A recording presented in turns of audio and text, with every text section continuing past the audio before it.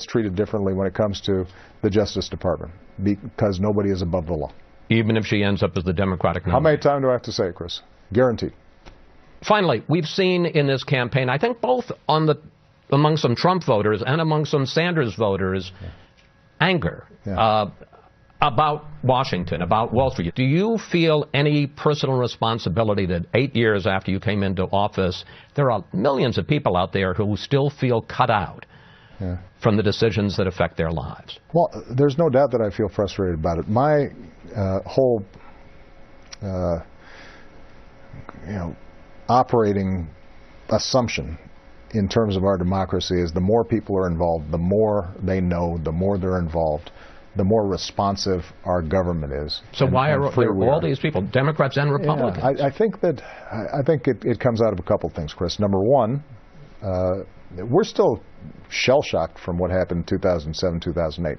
We've now had more than 6 years straight of job growth and cut the unemployment rate down to 5%. But people lost homes, lost jobs, lost life savings, and they still don't fully know how that happened and was the system fixed in a way they can have confidence in. How couldn't you have fixed that in 8 years? Well, actually, we've done a better job than I think most people give us credit for. I don't mean fix the system. I mean fix the perception. Well, the perception is going to be changing over time as people see results, as they get more confident. But, and this is the big but, nobody's going to be 100% satisfied in a democracy like ours with every outcome. And I think the danger, both among Republicans and among Democrats, who increasingly just listen to each other,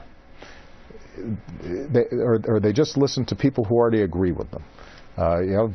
Republicans, they have their own TV stations, their own radios. Say Fox News. They've got their own publications, their own blogs.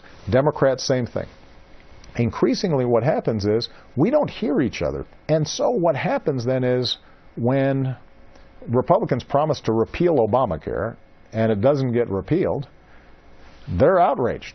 Well, it must be because Republicans were corrupt or unresponsive or big money got involved. If Democrats get frustrated, they say, well, why didn't we have a public option in our health care system or have a single-payer system?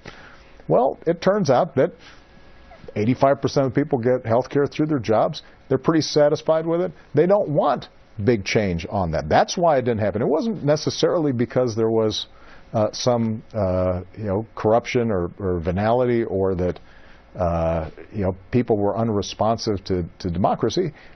People disagree. I want occasionally people to step back and take a look. America's got the best cards. We are the envy of the world. We have the most powerful military on earth by a mile. Our economy right now is stronger than any other advanced economy.